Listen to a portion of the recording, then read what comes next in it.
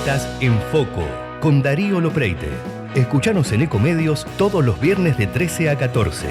En Foco, una mirada especial sobre la realidad que Darío Lopreite te brinda desde su experiencia y su conocimiento de los hechos y protagonistas de nuestro país.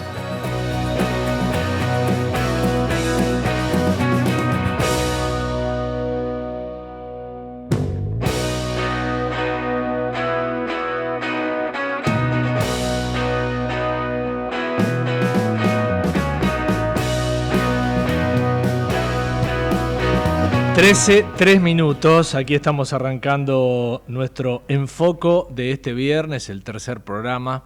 ¿Cómo va? ¿Cómo están empezando casi ya el fin de semana? 30 grados tenemos de temperatura, pero no empieza el otoño hoy.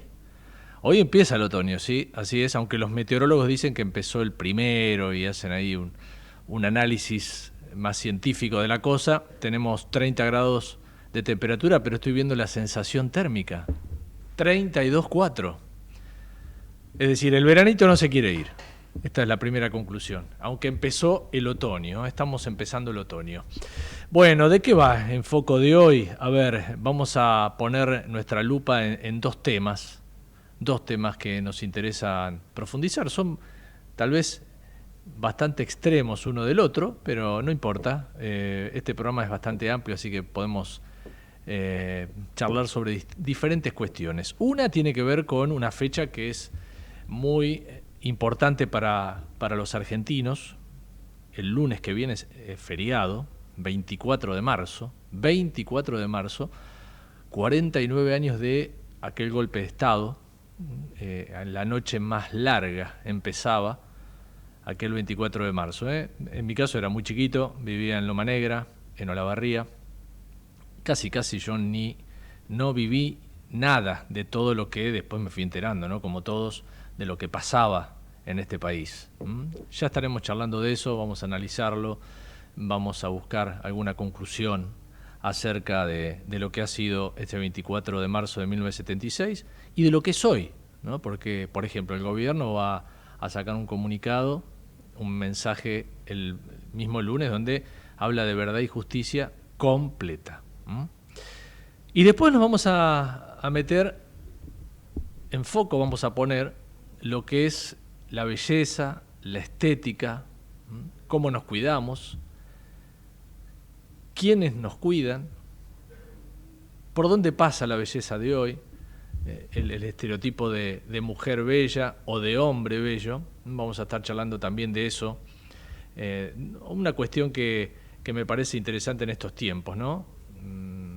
Si alguien mira 30 años atrás, por ejemplo, las formas de cuidarnos y de vernos bien han cambiado. También la tecnología ha ayudado, por cierto, ¿no? Y todos los avances. Ahora, nada es gratis, la belleza también cuesta, ¿no? Cuesta caro. Bueno, así que ahí planteé los dos temas, 5 minutos, nos metemos en el programa ya, dale. Elegí electrodomésticos eficientes con etiqueta clase A o superior. Cuida la energía. Sumate al cuidado del planeta. Edenor. Seguro escuchaste de nosotros. Seguro escuchaste mucho de nosotros. Somos un río enorme y mucha costanera para caminar. Somos un mundo de sabores y muchos momentos para compartir. Somos cuna de campeones y mucha pasión por la celeste y blanca. Somos movimiento, creatividad y talento. Mucho talento. Rosario es mucho más. Legislatura porteña. Entérate de todo lo que estamos haciendo. Ingresá a legislatura.gov.ar para saber más. Nos une la ciudad. Industria, construcción, logística, minería, todas estas actividades tienen algo en común. A la hora de renovar o vender sus activos, confían en el especialista. Ingresá a Adrián Mercado Subastas y encontrá la mejor opción para capitalizar tu actividad. Adrián Mercado, líder en subastas industriales.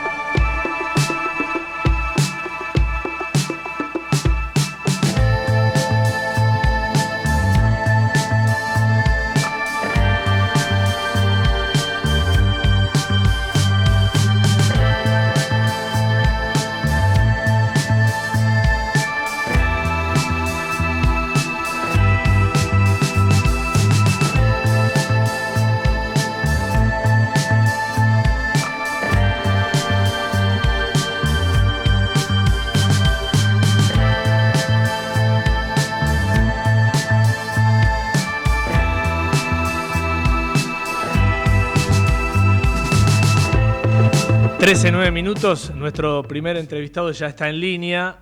Vamos a poner en foco la belleza. ¿Cómo nos vemos los argentinos? ¿Cómo nos cuidamos? ¿Nos cuidamos o no? Bueno, algunas preguntas que me surgen ahora para saludarlo a Daniel Félix, el doctor Daniel Félix, que por supuesto se dedica al mundo de la estética, entre otras cosas. ¿Cómo andás, Darío? Hola, ¿cómo andas, Dani? Bien, amigo, todo bien. Bien, ¿por dónde estás? Estoy acá en San Rafael, Mendoza, laburando. Muy bien, muy bien. ¿Cómo te trata el país? Así empezamos, a ver, contame. ¿Cómo me trata? El país, Argentina, ¿cómo te trata a vos? A ver, Argentina, estamos acostumbrados, ¿viste? Tiene sus épocas. Esta es una época donde el poder adquisitivo bajó, se nota bastante, ¿viste? Que yo tengo sucursales de Dr. Beauty, que tiene franquicias y realmente ahí se siente de la baja del poder adquisitivo, pero a ver, como que yo estoy acostumbrado, es laburar Claro. y laburar y laburando se sale de todo. Bueno, pero vos viviste todos estos últimos años, supongo, ¿no? Acá en el país. La economía, ¿cómo la ves hoy la economía? Uno dice, bueno, la inflación está bajando un poco, ¿no? Está bajando, es menor a la del año pasado. Lo que ¿Pero pasa eso es que alcanza? si uno quiere ver solo la economía, Sí, es como, está mal, porque en realidad lo que uno tiene que ver es un proyecto a futuro. Entonces esto es como si vos ponés un negocio o ponés, no sé, una franquicia o abrís sí, cualquier pyme y decís, bueno, quiero ganar plata ya y no tenés un plan a futuro, no te va a ir bien nunca. Y la Argentina está en esa etapa, es decir, está hoy con este gobierno que pareciera que está haciendo las cosas bien, uno tiene que pensar a futuro. No le podés pedir nada ahora. claro, claro. Pero Es digo, decir, nos bancamos 20.000 bajas de economía, 20.000 crisis, todo, sin que nada cambie y con un pronóstico hacia adelante cada vez peor. Es decir, no bancarse esta, en donde el futuro pareciera que es bueno, sí, la verdad es no ver el bosque, ¿viste? claro. Pero digo, vos sos un empresario, ¿no? Supongo, además sos un médico que tenés franquicias, que trabajás, que tenés que fijar precios a los elementos que vos usás, no sé si tenés que hacer cirugías, a todos los tratamientos. Y digo, con una economía un poquito más estable es mejor, supongo, ¿no? Sí, sí, pero por supuesto, es decir, yo la verdad que si bien hoy el poder adquisitivo bajó, se nota en los consultorios, se nota en todo, Sí, uno trabaja ya más tranquilo porque sabés que a futuro las cosas van a andar bien. También en la Argentina, también los empresarios tenemos que cambiar un poco la cabeza porque si se viene una Argentina seria, es decir, tenemos que cambiar la cabeza de los empresarios y entender que... ¿por qué? ¿Por qué y cambiar la porque cabeza? Y porque en la Argentina, viste, venimos con una cabeza permanentemente especulativa porque no Claro. sabes, un año te va bien, uno te va mal, no sabes cuándo te salían con cualquier cosa en la economía. Entonces uno siempre está especulando en que va a ir todo mal y en base a eso vas manejando también los precios. Mm, Y hoy que hay estabilidad dentro de todo, también tanto nosotros como pymes, como los proveedores nuestros, tenemos que cambiar un poco la cabeza y no aumentar los precios, tratar de bancar las cosas así, tratar de acostumbrarse a vivir con menos plata, claro, porque qué bueno que digas en eso. Argentina hay que cambiar, es decir, es tan grosso el cambio que hubo de gobierno en la forma de pensar Sí. que a todos nosotros tenemos que cambiar la cabeza, cambiar la forma de hacer negocio, porque no estamos acostumbrados al argentino a esta estabilidad. Yo te digo, hace 30 años que estoy en el rubro Sí. y no estamos acostumbrados a esto. El empresario Pero argentino no está eso. acostumbrado a esto y Vos se sabés tiene que que, acostumbrar, ¿no? claro, Cambiar la claro, cabeza. pero vos sabés que es verdad eso, ¿no? Uno siempre escucha que el empresario trata de ganar y remarca. Por ahí en época de inflación eso queda un poco maquillado, porque bueno, todo sube. Ahora, cuando se viene algo un poco más estable, ¿cuesta mantener precios, decís? Claro, cuesta, por ejemplo, claro, porque todavía todo está, viste, ¿cómo te diría? Como si el río estuviera revuelto todavía. Entonces, Sí. hoy por hoy a mí me siguen aumentando los precios de los insumos, te aumenta la luz un montón, te aumentan los sueldos, te aumenta todo. Vos no podés aumentar porque si aumentás, la gente, como tiene el poder adquisitivo bajo, no compra. Y si vos le aumentás más, vas a vender menos. Entonces, es realmente difícil eso. Pero yo te digo la verdad que lo hago con gusto porque sé que si este gobierno sigue, las cosas siguen así. Es decir, yendo hacia una Argentina un poco más seria, un poco nada más seria, es decir, a los empresarios nos va a servir porque, no ahora, pero en 5 o 10 años vamos a poder crecer mucho más y más seguro. Bueno, ¿y cómo estamos los argentinos en materia de belleza? A ver si nos podés comparar, no sé, con los brasileros, los americanos, los chilenos. ¿Cómo somos? Si tenés que Mira, hacer una en definición, a ver. realidad lo que yo siempre comparo son los continentes, porque en realidad todo el continente americano, de Norteamérica hasta Sudamérica, Sí, todo es hiperconsumo de medicina estética y de cirugía plástica. En Europa te sí. diría que la mitad o menos. De este lado, la gente se hace cirugía como loco y de Europa, no. Mira. En Europa no tanto, mucho menos, mucho, y después tenés todo lo que es Rusia y todo lo que es el asiático, que bueno, ahí también es como acá, es un hiperconsumo. Pero Sí, Europa siempre ha sido el país más que menos consume esto. mira, mira vos. Ahora, cuando hablas de cirugía, dijiste, ¿no? No es ni siquiera un tratamiento no invasivo. Acá se va mucho a la cirugía, ¿sí? ¿De una? No, en realidad se tiende cada vez menos a la cirugía y más a la medicina estética. Lo que más ha crecido en los últimos años en el mundo es la medicina estética, Sí, más que la cirugía plástica. De todas maneras, se siguen haciendo cirugías plásticas, por supuesto. sí. Y decís que en el continente es todo más o menos parejito, desde arriba hacia abajo. Sí, todo Norteamérica y Sudamérica el consumo es muy parejo. Mm, Por supuesto que eh, pueden haber pequeñas diferencias digamos, si es por cantidad de habitantes, por supuesto en Norteamérica, pero si lo haces por cada, no sé, 10.000 habitantes, sacás los promedios y todo, como que sería Norteamérica, Brasil, Argentina y después todo lo otro. claro. Y desde cuando vos empezaste en el mundo de la medicina estética a hoy, los avances han sido, ¿cómo lo definís? ¿Enormes? Sí, los avances son enormes en seguridad para el paciente, ¿viste? Como todo, ha ido creciendo en la medicina en sí, se ha ido creciendo mucho en seguridad, en hacer productos muy tecnológicos para que el paciente tenga menos complicaciones. Claro, claro. Hoy es menos riesgoso, digo, hacerse un tratamiento que hace 30 años atrás. Sí, totalmente, desde una cirugía hasta un tratamiento de medicina estética, Mm, porque los productos tienen una tecnología cada vez más amigable con el ser humano, digamos. claro. Vos sabés que los casos de cuando hay problemas, ¿no? Cuando hay víctimas en tratamientos en todo lo que tenga que ver con tratamiento de belleza, eso en los medios, nosotros que trabajamos en los medios es muy atractivo contar historias, ¿no? Ahora se me viene a la cabeza el caso Lotoki, por ejemplo. Pero claro, es un caso, ¿no? En un mundo de gente que se No, dedica a eso. la ciencia avanza, pero la maldad de la gente No, también. también avanza. Qué bárbaro, qué bárbaro. ¿Qué tenés para decir de casos así? Poné ya que nombré Lotoki, digo. No, bueno, a ver, el caso Lotoki es un caso muy conocido, en donde Sí. un médico que no era ni siquiera cirujano y operaba, utilizaba cosas que no tenía productos que no estaban, digamos, Homologados. homologados ni siquiera con nada.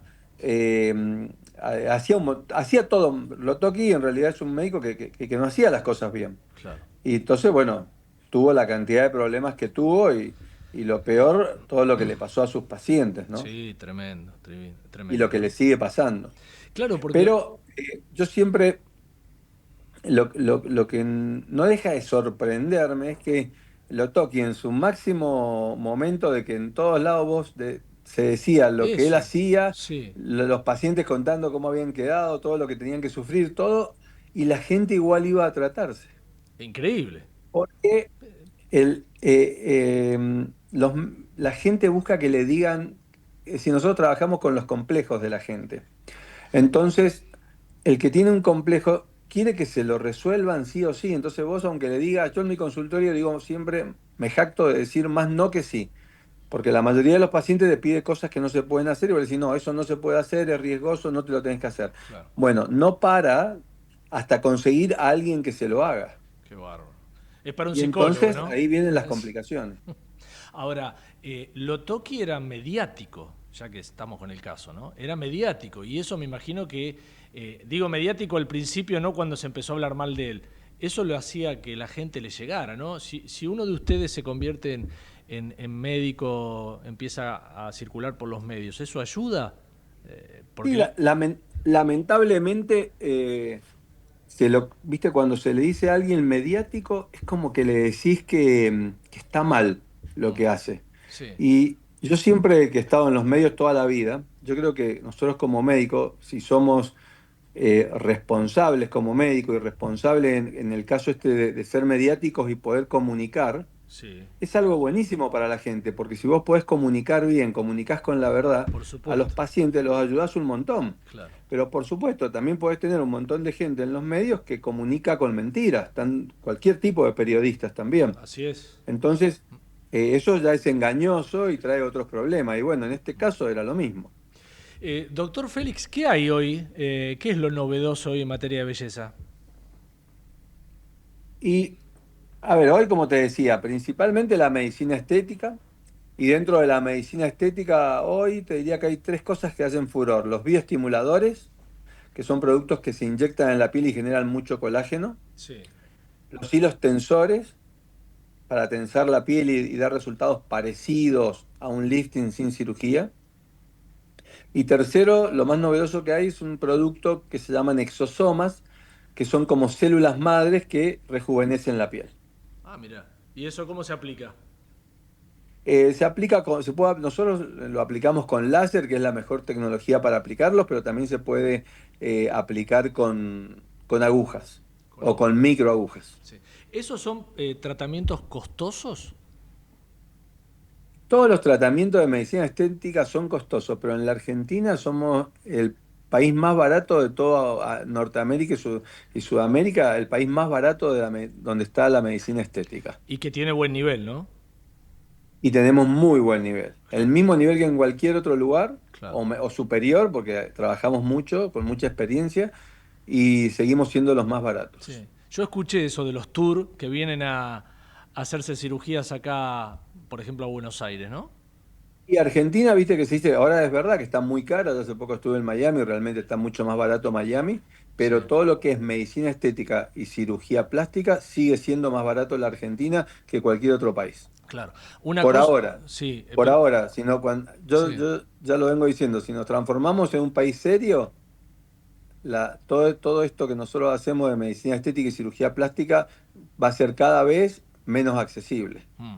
Una cosa es el tratamiento no invasivo y el otro es la cirugía, ¿no? Eso es más caro hacer una cirugía. Sí, sí, es más caro, pero también son más baratas que en cualquier otro país. Ah. Mm. Porque acá todavía, a pesar de que se dice que la medicina es muy cara, sigue siendo barata la medicina. Es decir, las prepagas siguen siendo baratas, a pesar de que han Claro, aumentado mucho, claro. sigue siendo barata. Lo que pasa es que como el poder adquisitivo Es está tan bajo, bajo, es bajo. Claro. parecen caras, Mm. pero en realidad no están caras. ¿De dónde salen, Daniel, los tratamientos de belleza que después circulan por el mundo? ¿Dónde aparecen? ¿Dónde surgen? No, pero, digamos, la cirugía plástica y la medicina estética no dejan de ser parte de la medicina. Sí, Entonces es decir, y la medicina, los grandes laboratorios la ven como un negocio, por supuesto, como todo, y permanentemente se está invirtiendo en investigación. Como se investiga el tratamiento del cáncer, se investiga el rejuvenecimiento de la piel. Entonces, permanentemente están saliendo productos nuevos con mejor tecnología y prontos a venderse, claro. ¿no? ¿Pero eso viene de dónde? ¿De Estados Unidos, de Suiza, de dónde? No, los laboratorios en medicina estética en todos lados, pero te tenés en Europa, en Estados Unidos, en toda la parte asiática ha crecido muchísimo también. Claro. Es decir, todos esos laboratorios están permanentemente investigando en conseguir lo mejor para anti-envejecimiento, para no Sí. envejecer. Anti-age. Claro. Ahora, cuando a vos te llegan propuestas, me imagino que te llegarán, qué sé yo, ofertas para que vos utilices o apliques de todos lados. ¿Cómo elegís? Es decir, ¿cómo decís, me quedo con este y no voy a aquel? ¿Cómo haces? ¿Los probás? No, en realidad hay laboratorios topes de alta gama y que eso, por supuesto, que te da más seguridad. Ah, Entonces nosotros siempre buscamos la seguridad de nuestros pacientes y siempre trabajamos con lo mejor. claro. Directamente vamos a eso.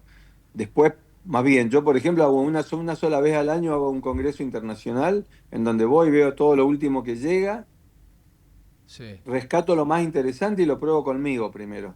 Ah, vos mismo. Ah, Y si a mí me gusta y veo que hace efecto y que eso es vendible, lo meto mirá, en el arsenal de tratamientos que tenemos. claro. ¿Dónde se hace ese congreso? No, hay varios, hay 2 o 3 cadenas de congresos en el mundo que van rotando por diferentes países. Sí. Yo generalmente siempre voy a uno que se hace en Mónaco, ahora este año me voy a Las Vegas. Pero siempre hay, permanentemente se hacen durante todo el año, hay 4 o 5 congresos que van rotando por el mundo, que son mundiales, y que ahí como que vas una sola vez y ya ves lo último de lo último. Ah, mirá. Y Están eso, todos los laboratorios mostrando sus fórmulas, sus cosas. claro. Lo que pasa es que yo siempre digo, vos vas ahí, ves no sé, ponele 200, 300 lugares de exposición que te están mostrando productos, pero en la mayoría hay mucho chamullo también, No me ¿viste? digas. ¿Cómo es eso? Entonces, En los laboratorios hay eh, chamullo también, para vender sus en los productos. laboratorios también hay chamullo. En la medicina hay chamullo, en la medicina también curativa, qué sé yo, del cáncer, Sí, todo, sí, todo hay chamullo. ¿Por qué hay chamullo? Porque es negocio. claro. Y hay plata de por medio. Si hay plata de por medio, todo se complica un poco. Entonces, los médicos siempre tamizamos las cosas, vemos realmente Sí, pero de ver lo que realmente hace efecto sin ningún riesgo para el paciente. qué bueno que lo digas Porque en vos, Daniel. definitiva somos los médicos los que llevamos a cabo estos tratamientos. Las empresas, los grandes laboratorios te lo venden, Sí, sí. pero Pero ¿sabés qué? a veces, no, viste, ahí una vez que eso es un negocio millonario, imagínate. Entonces, cuando hay tanta plata atrás, tampoco se puede creer mucho, hay que tomarlo con mucho cuidado. Qué fuerte, qué impactante que lo digas vos, un médico que vive de eso, ¿no? Porque lo puedo decir yo, No, pero que lo no es sospecho. solo en la estética, Claro. en la medicina general, yo te digo, a ver, la medicina que cura no sé, o para curar el cáncer o para Sí, curar la diabetes o lo que sea. Entonces sí. es tanto el negociado que hay atrás, los millones que no es del todo santo eso, hay que tamizarlo, hay que verlo. Bien. Pusimos en foco hoy a la belleza y todo lo que encierra la belleza. Por eso lo convocamos al doctor Daniel Félix para que nos cuente un poquito más. Dani, gracias. Un abrazo, que la pases lindo ahí por Mendoza. Darío, gracias por la entrevista y bueno, viste que soy un poco polémico para hablar. Para nada. Muy bien. Me gustó Un las besito. definiciones. Gracias, un abrazo. Chao, amigazo, Dani. gracias. Chao. Bueno, 27 minutos. Este fue nuestro primer enfoco. Queríamos charlar un poco de estas cuestiones que por ahí parecen un poco naif, ¿viste? Hay tantas cosas importantes. Bueno, pero en este programa nosotros vamos mezclando cosas. Son las 13:27, te dije, quiero ver la temperatura. 33 grados de sensación térmica. Ay, Dios. Ya seguimos.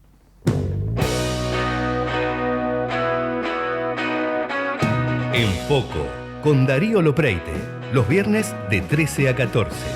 Metete en la realidad de la calle, conoce a los protagonistas de la Argentina real, con la perspectiva que solo Darío Lopreite te puede brindar.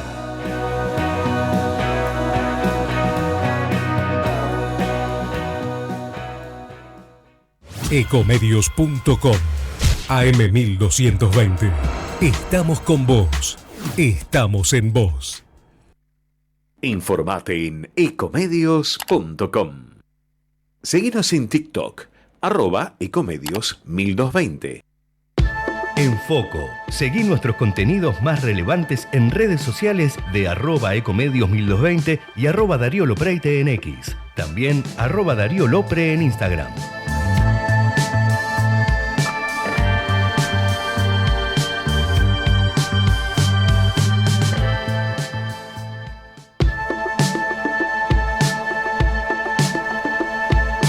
Un poquito de actualidad política, un poco, y ya seguimos con nuestro segundo tema. Hoy hubo una novedad acá en la ciudad de Buenos Aires que no deja de llamar la atención, ¿no? Estamos en un año electoral. Son elecciones legislativas y bueno, y los gobiernos, los jefes de gobierno, los candidatos, los gobernadores tienen que hacer anuncios, ¿no? Sobre todo porque es un año que se vienen las elecciones. Miren lo que anunció el jefe de gobierno de la ciudad hoy, Jorge Macri. Es una obra interesante. Ahora vas a ver algunas imágenes cuando presentemos lo que decía Macri. Pero es un nuevo túnel vehicular y un anillo peatonal para mejorar la conectividad con Aeroparque. Para que te ubiques, ahí lo estás viendo. Mirá lo que es, mirá lo que va a ser la obra. Esto se presentó hoy. ¿Ves? Es como un anillo que va a unir Lugones, va a pasar por arriba de Lugones, ahí a la altura de River, entre River y La Pampa, la calle La Pampa, para que te ubiques si estás acá en Buenos Aires. Así va a ser la obra. Mira, llama la atención el color, supongo que será ese color, esa estructura que va a tener. Comenzaría a construirse en febrero de 2026, va a demandar 20 meses y es un anuncio que se hizo hoy viernes. Entonces, túnel vehicular y un puente peatonal con forma de anillo. Va a vincular entonces la zona del Bajo Belgrano con el Aeroparque y la costanera del Río de la Plata. Va a costar 50.000 millones de pesos. ¿Lo tenemos a Macri? Vamos a escuchar al jefe de gobierno haciendo un anuncio, a ver. Muchas gracias por acompañarnos en este anuncio que tiene que ver con cambios que venimos haciendo para que moverse en la ciudad sea más rápido, más cómodo, más seguro. La obra pública en la ciudad de Buenos Aires no se detiene, con método, con planificación, gestión, con visión de futuro. Seguimos invirtiendo en proyectos que mejoran la vida de los porteños y de toda la región norte, diría acá. Queremos y trabajamos para tener una ciudad más conectada y accesible. Hace muy poquitos días anunciamos la nueva línea F del Trambús, una obra que cambia para siempre la forma en la que nos movemos en la ciudad porque integra toda la red de subte y conecta las cabeceras de subtes. Hoy anunciamos además la construcción de una gran obra que unirá la ciudad con el río. Se trata de un túnel vehicular y un anillo peatonal para ciclistas que será un nuevo ícono de la ciudad. Con este nuevo túnel conectamos Belgrano y los lagos de Palermo con el Parque Costero y Aeroparque. Y déjenme detenerme acá un poquito en describir esta zona. Esta es una zona donde se construyó mucho en el último tiempo. Se permitieron muchísimos metros cuadrados de construcción. Todos los que viven acá en el barrio River, Bajo Belgrano, Núñez en general, saben que es una zona que colapsa con el tránsito. Además, el Club River tiene un estadio con más gente que la que recibía antes. Tenemos el Parque de la Innovación, que todavía no terminó con todas las construcciones, universidades que van a llegar. Del otro lado de la Lugones, la Ilia, todo lo que es Ciudad Universitaria, lo que es el Distrito Joven.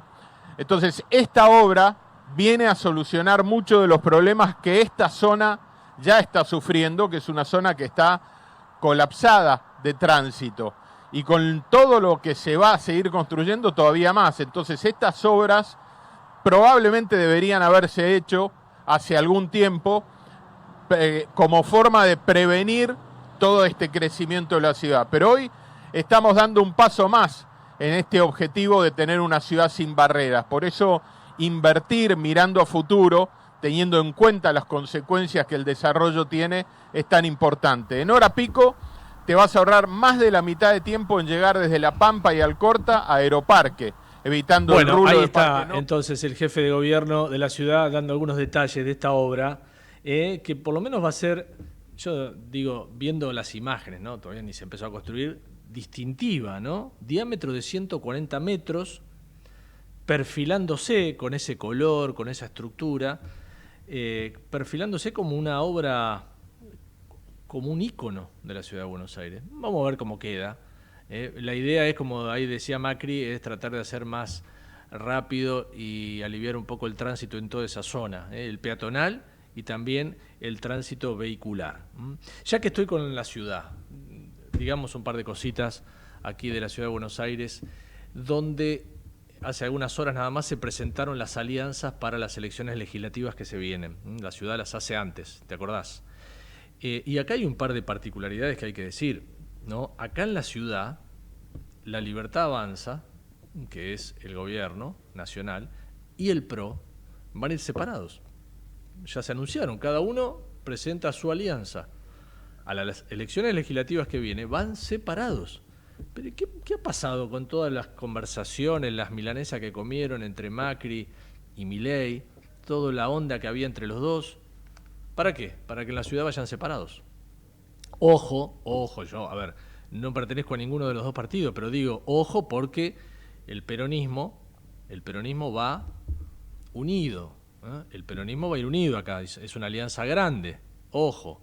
No vaya a ser cosa que terminen perdiendo la ciudad. Es una particularidad que quiero marcar, porque mientras se habla que en la provincia de Buenos Aires avanza una alianza, hubo una reunión esta semana entre lo que son los candidatos importantes, las figuras importantes de dirigencia importante de la provincia del PRO con el gobierno, ahí en la provincia avanza, en la provincia es una cosa, y en la ciudad, entre la alianza del PRO con La Libertad Avanza es otra. Dos cosas distintas separadas por la General Paz. Seguimos, dale, 13:35.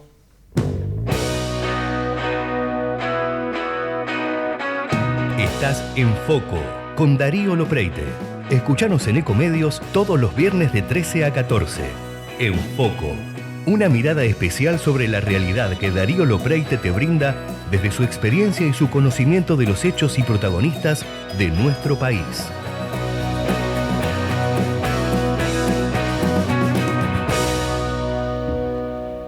Bueno, pongamos en foco entonces esta fecha tan importante que se nos viene, el lunes, es feriado, 24 de marzo de 1976, es la fecha que se recuerda cada 24 de marzo. 49 años han pasado del golpe de Estado, el último que sufrió el país, la noche más larga, se le dice, y me parece que es una gran síntesis de lo que se vivió. Yo recién contaba que era muy chiquito, en aquella época tenía 6, 7 años, vivía en un pueblito, en Loma Negra, en Olavarría, no veía nada, no se escuchaba, poquito me acuerdo, algún operativo en la ruta cuando iba ahí dentro de la barría de un punto al otro, de noche, pero claro, en el interior por ahí, en el interior profundo, como le digo yo, no se vivía, no se sentía lo que después todos nos enteramos, ¿no? Lo que fue la barbarie. El gobierno va a dar a conocer un mensaje el lunes, el 24 de marzo, hablando de memoria y verdad completa, ¿no? Eso es lo que viene diciendo el presidente Milei. Qué mejor que hablar con una historiadora, una especialista en estudios de memoria, ¿no? Como es Camila Perochena, que está con nosotros. Camila, gracias por atenderme. No, por Buenas favor, tardes. ¿cómo estás? Mucho gusto, gracias por llamarme, Darío. No, por favor. Bueno, lo primero que quieras contarme cuando te dicen 24 de marzo de 1976. Bueno, a ver, se pueden decir mil cosas, ¿no? Porque aparte de ser una memoria tan reciente y cuyas heridas bien abiertas, los debates son enormes, no solo los debates en la sociedad civil y en el espacio público, sino también entre los propios historiadores, sociólogos, o sea, entre quienes estudiamos estos temas, es muy importante. Sin embargo, yo creo que hay una serie de cosas que hay que dejar en claro, sobre todo porque la memoria hoy del gobierno es una memoria que busca, en gran parte, esta idea no de memoria completa, que busca desafiar algunos consensos a los que habíamos llegado, en parte como sociedad y en parte los propios académicos que trabajamos este tema, ¿no? Uno de los consensos que más suele atacar el gobierno es la idea de que lo que hubo en la dictadura fue un terrorismo de Estado, ¿no? La versión, que de hecho es la que se vio el año pasado cuando sacaron el video por el 24 de marzo, que busca transmitir el gobierno, es que lo que sucedió en esa época fue una guerra. Y si bien los propios actores podían decir, o los propios actores, digo, ya sea los militares o ya sea las organizaciones armadas, podían decir que estaban luchando una guerra, la realidad es que en términos técnicos, lo que había no era una guerra. Es decir, lo que había era una desigualdad muy grande de fuerzas entre las organizaciones armadas y el Estado, cuya capacidad de represión era muchísimo mayor, y que además aplicó un tipo de represión que fue una represión sistemática, verticalizada, por lo cual llamar a eso una guerra, bueno, técnicamente es incorrecto, ¿no? Hubo otra cosa, hubo terrorismo de Estado. Después podemos debatir, por ejemplo, si fue genocidio o no fue genocidio, donde hay un debate entre los académicos y donde, bueno, muchos historiadores dicen, bueno, no es genocidio, es terrorismo de Estado. Ahora, una guerra en términos técnicos, no, eso no fue. Y ese es el argumento que usaron los militares para defenderse después del fin de la dictadura, ¿no? En el contexto de los juicios. Y es una de las nominaciones que busca instalar la memoria oficial del actual gobierno. A mí me parece que ese es uno de los puntos más problemáticos. ¿Por qué? Bueno, porque con el Nunca Más nosotros fundamos un consenso en el 84, cuando sale el Nunca Más, que es Nunca Más terrorismo de Estado, es decir, algo que se llegó con los testimonios y con el juicio a las juntas, es que bueno, que lo que hubo fue terrorismo de Estado. ¿Por qué? Perdón, Camila, ¿por qué crees que en aquel momento los militares no se animaron a enjuiciar? ¿Por qué no detuvieron, juzgaron? Y bueno, los que hacían... Bueno, sobre eso hay mucho debate. La realidad es que Argentina, o sea, los militares estaban interviniendo en política desde ya la década de 1930. Entonces ya había una intervención muy fuerte de los militares en esa época. Yo creo que influyó mucho, en principio, el contexto internacional y las doctrinas que se llama de contrainsurgencia, ¿no? Que los militares toman de los franceses en Argelia, en parte de Estados Unidos, pero más que nada de la influencia francesa en Argelia, de cómo terminar con grupos guerrilleros ahí, que implicaba donde vieron que había que secuestrar, torturar para obtener información, ¿no? Una serie de cosas. Y por otro lado, porque ya los propios militares habían en parte enjuiciado y encarcelado a grupos armados en la década del 70, y lo que ellos argumentan es que con el degotazo del 25 de mayo del 73, cuando asume Cámpora y los presos son liberados, lo que argumentan los militares es que tenían que ser eliminados porque si no un gobierno posterior los podía liberar.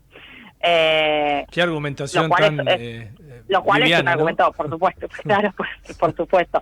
Digo, es argumento que no justifica en absoluto lo que sucedió.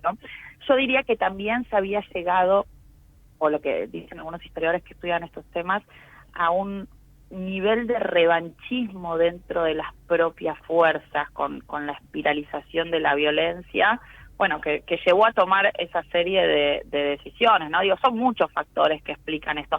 Y también yo creo que una idea un poco de impunidad, ¿no? De que nunca, ¿no? Como me parece que había algo de eso. Tampoco se animaron, Cami, tampoco se animaron a poner una pena de muerte, ¿no? Porque si tenían tantas agallas... No, claro. No se hizo nada en blanco, o sea, muy pocos presos fueron blanqueados y pasados al Poder Ejecutivo, ¿no? Efectivamente. Y también, obviamente, esto se explica porque la idea de ellos era no dejar ninguna evidencia, es decir, porque no es solo la clandestinidad, es las desapariciones. Claro. Entonces, el objetivo ahí era que no quedara ninguna evidencia de lo que había sucedido, y por eso los entierros como NN, se arrojaban los cuerpos al mar, y ellos creían que de esa manera no iban a poder ser juzgados a posteriori, que si no iba a haber una evidencia, ellos no iban a llegar a ser juzgados, ¿no? Cosa que afortunadamente no sucedió porque lo que se tomó en cuenta en gran parte es la cuestión de los testimonios. Claro. Respecto a los organismos de derechos humanos, que tal vez en aquellas épocas fueron tan importantes, Con el paso del tiempo, ¿qué ves? ¿Qué viste? ¿En qué están? ¿En qué quedaron? Bueno, vos tenés distintas etapas para pensar el rol de los organismos de derechos humanos. Y aparte tenés distintos organismos de derechos humanos, porque se suele pensar cuando uno habla de organismos de derechos humanos que se está hablando solamente de madres de Plaza de Mayo, o de abuelas, o de hijos. Y lo que hay que entender es que ya en el propio momento de la dictadura había varios grupos que eran organismos de derechos humanos, y que se pueden dividir entre organismos de derechos humanos de afectados. Los afectados son las víctimas o familiares de víctimas, y de no afectados, como por ejemplo, no sé, el CELS, la APDH, ¿no? Que eran donde había afectados o víctimas, pero no era condición sine qua non para formar parte ser una víctima, digo, no, digo, había madres de desaparecidos como Graciela Fernández Meijide, pero había personas que no necesariamente tenían relaciones directas, ¿no? Estoy hablando de APDH. Entonces, vos tuviste distintas posturas de esos organismos de derechos humanos en distintos momentos de la historia. No sé, si pensamos en el propio momento de la transición, bueno, hubo algunos organismos de derechos humanos que apoyaron, pocos, que apoyaron la decisión de Alfonsín de crear la CONADEP. Después los organismos de derechos humanos de afectados en un primer momento estuvieron, por ejemplo, en contra de la CONADEP. Ese es el caso de Madres de Plaza de Mayo, que después, cuando la CONADEP empezó a funcionar y vieron que efectivamente funcionaba, si bien no como institución se plegaron, sí muchas madres colaboraron y formaron parte del proceso de investigación de la CONADEP, por poner un ejemplo. Ahora, entre los propios organismos de derechos humanos empezó a haber disputas. Por ejemplo, Madres de Plaza de Mayo en la década del 80 se va a terminar dividiendo en dos líneas. Madre de Plaza de Mayo, línea fundadora, y Asociación Madre de Plaza de Mayo, ¿no? Donde estaba Eve de Bonafini por el lado de la asociación, exacto. Y donde ahí las disputas eran, por ejemplo, qué hacer con los enterramientos y las fosas comunes. La línea fundadora quería recuperar los restos de sus hijos, y Asociación Madres de Plaza de Mayo estaban en contra de las excavaciones en las fosas comunes. Después el asunto era, por ejemplo, la cuestión de las indemnizaciones, donde Asociación Madres de Plaza de Mayo estaba en contra de recibir las indemnizaciones, y en realidad lo que había de fondo era un discurso bastante diferente en relación con la militancia, la cuestión de la revolución, donde el discurso de Asociación Madres siempre fue mucho más radical que el de Madres Línea Fundadora. Y después, bueno, vas a empezar a tener nuevos organismos de derechos humanos. Hijos nace ya en el 96, ¿no? En el aniversario de 20 años del golpe. Y lo que vamos a tener un cambio muy grande, obviamente, con la aparición del kirchnerismo. Es decir, cuando surge, el kirchnerismo... Coopta, ¿no? Coopta esos organismos. Bueno, en principio hay que decir que escucha las demandas, ¿no? De estos organismos, que las demandas eran reabrir los juicios. O sea, no es solo una cooptación, como porque si no suena como si fuera algo medio solo de manipulación. Lo que sucede ahí es que reabren los juicios, ¿no? Que era el gran reclamo de estos organismos. Pero lo que termina pasando es que, o lo que termina sucediendo es que se da un proceso de politización y partidización de esos organismos, y también creo que en parte lo que termina pasando es que la cuestión de los derechos humanos empieza a quedar solo asociada a la dictadura y no a otros asuntos que pueden estar relacionados con, no sé, violencia policial, con cosas diferentes, ¿no? Que van más allá de la dictadura. Y yo creo que, bueno, obviamente esa politización y esa partidización que hubo de los organismos durante el kirchnerismo, en parte fue perjudicial, podríamos decir, a esta idea universalista que había, o este consenso más universalista que había en relación con el nunca más, ¿no? Bueno, una más antes de cambiar de fecha, porque quiero aprovecharte por el 2 de abril también, pero bueno. ¿Los golpes militares se pueden hacer sin el apoyo de la política, de los partidos políticos? Por lo menos aquel del 24. ¿Hubo algún sector político que fue a buscar a los militares? ¿Viste que decían que golpeó la puerta de los cuarteles? Bueno, todos aceptaron el golpe. Todos aceptaron. Sí. Los partidos políticos guardaron silencio sobre lo que estaba pasando en Argentina hasta bien entrada la década del 80, cuando empiezan a organizar nuevamente la multipartidaria. O sea, los partidos, gran parte de los sindicatos, la sociedad civil en general, guardó silencio. Y es difícil pensar que los militares hubiesen tenido la capacidad de daño que tuvieron si no hubiera habido la iglesia también, muchas empresas. Por supuesto, la iglesia decir, también, claro. Sí, digo, si no hubiesen tenido ese silencio y en momentos apoyo explícito por parte de distintos grupos de la sociedad civil, es decir, obviamente no fue el único golpe cívico-militar, diría que todos los golpes en distinta intensidad fueron cívico-militares, pero es clave esto para entender por qué llegamos a lo que llegamos, por supuesto.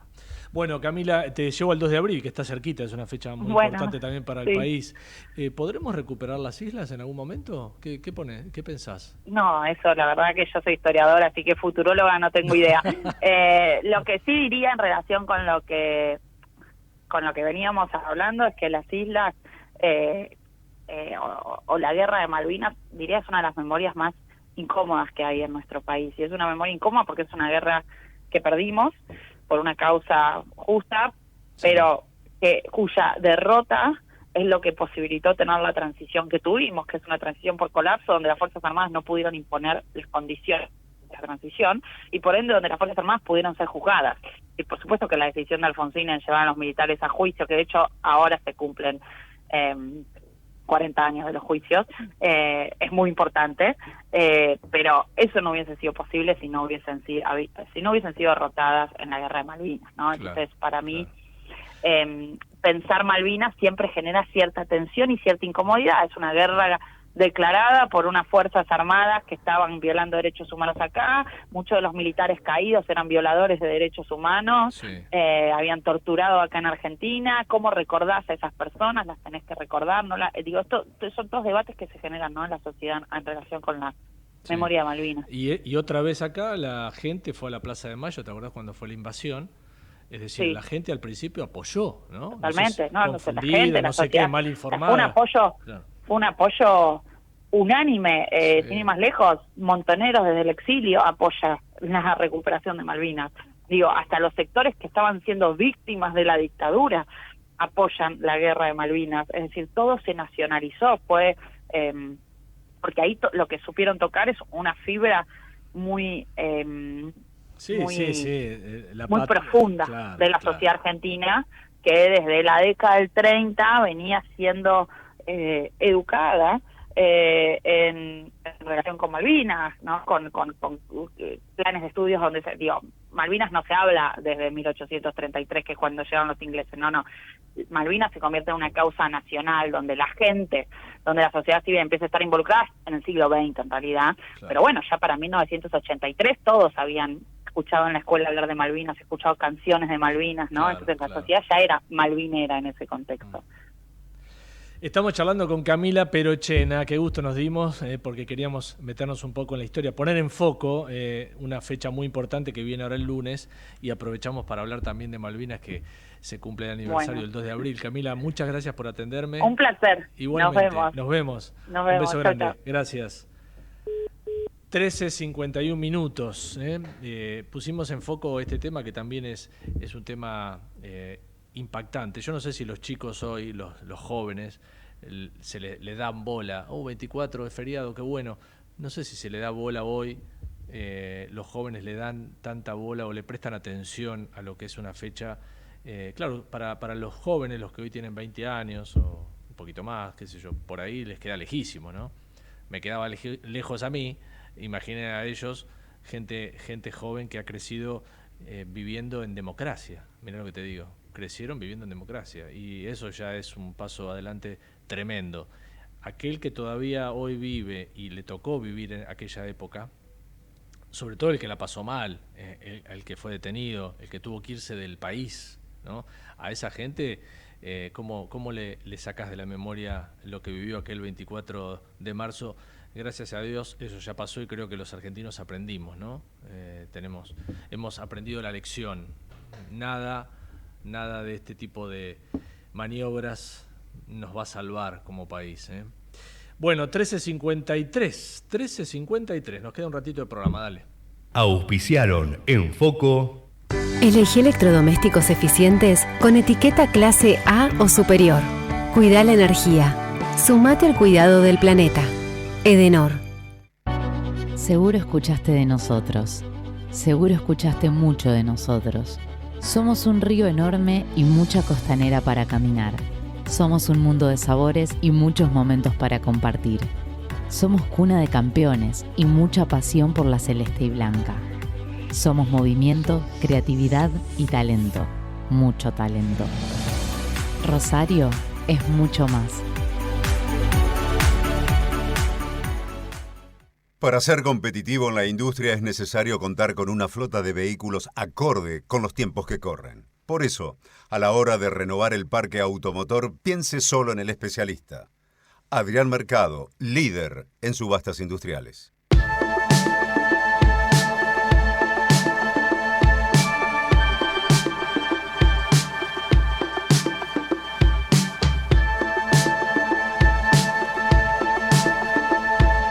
Bueno, repasemos algunos hechos de la política de esta semana, sobre todo lo que pasó en el Congreso. Esta semana el Congreso fue escenario de un momento de tensión afuera y adentro, ¿no? Primero había pasado la marcha de la semana pasada, que fue absolutamente violenta, armada, orquestada por alguien, ojalá nos enteremos por quién, que llevó a gente muy violenta a la Plaza de los Dos Congresos. Lo llevó hasta ahí y hicieron lo que quisieron.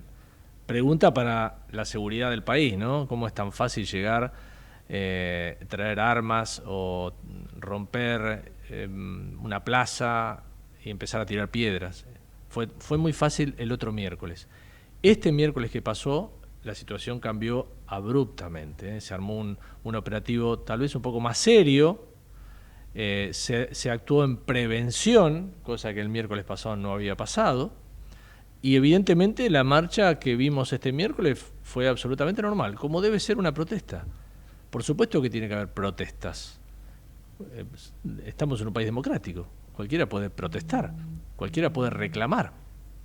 Ahora, eso de ir a tirar piedras y de mojarle la oreja a la policía para que te tire gases y empezar a romper todo, eso no va más. No va más. La verdad que no va más. Alguien lo orquestó. Alguien hizo que toda esta gente violenta, que no sé cuántos eran, llegaran a la plaza y hicieran un desastre. Este miércoles, repito, afortunadamente eso no pasó. Ahora, vamos al otro escenario que fue ahí en el Congreso también, que es adentro. Nuestros legisladores, la verdad, el papelón que estamos viendo de los diputados. No quiero manchar a todos, pero algunos, varios. El papelón que estamos viendo, el bajo nivel de algunos legisladores y legisladoras que se está viendo, con insultos, con megáfono, a los gritos, pero insultando al presidente de la Cámara, que sos un pelotudo, que no te hagas el pelotudo, bueno, entre otras cosas. Muestra el bajísimo nivel que tienen nuestra dirigencia. Y quiero hacer foco en los legisladores de La Libertad Avanza, que es el gobierno, ¿no? Que son poquitos. Dos cosas, una buena y una mala. La mala, son un desastre. La verdad que el nivel que muestran es paupérrimo. La verdad que hay que hacerle, no sé quién motoriza estos avances que el gobierno tiene en el Congreso, pero hay que hacerle un monumento a esa persona. Porque con este nivel de legisladores son 30 y pico. Además son pocos. Si fueran mayoría todavía, son poquitos. Y así todo, logran avanzar.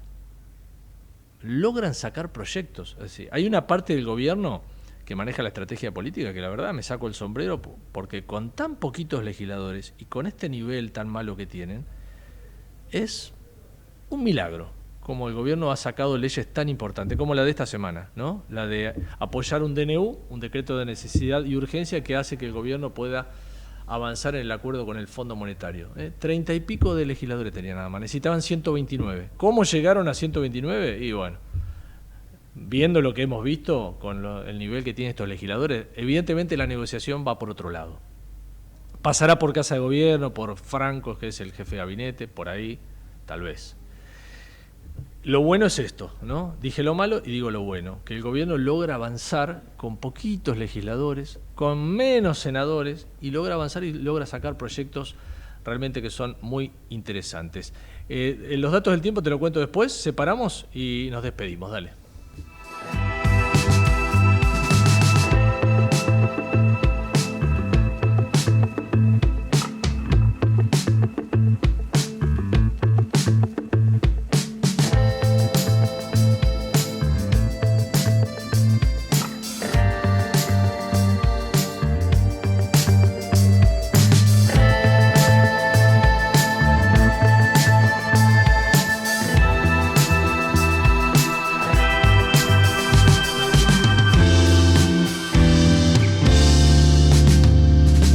despidiendo. Qué lindo, hacer este programa. Falta un minuto para las 2. Le quiero agradecer a Javier Penzic, que es nuestro productor ejecutivo, a Matías Urtac, que es el productor periodístico, a Javier Martínez, que está ahí en el control, haciendo que esto salga al aire. Tenemos un día espectacular de verano, pero estamos en otoño. 32 y pico de sensación térmica, hace mucho calor. Mañana, estoy viendo mañana, a ver qué dice. Temperatura, vamos a tener también una máxima de 32. Y después, el domingo se viene la lluvia. El domingo lluvia. Y el lunes parece que también lluvia. Lo que estoy viendo acá el pronóstico. El sábado vamos a tener una máxima te dije de 32, pero con una posibilidad de lluvia. El domingo baja a 22 la temperatura. 22, mirá vos. Y también con probabilidades de lluvias. Veremos, 21% de probabilidad de lluvias para el domingo. De a poquito me parece que se va metiendo el otoño entre nosotros. El verano no se quiere ir, evidentemente. Las 2 de la tarde, esto fue En Foco. Gracias por acompañarnos. Soy Darío Lopreite.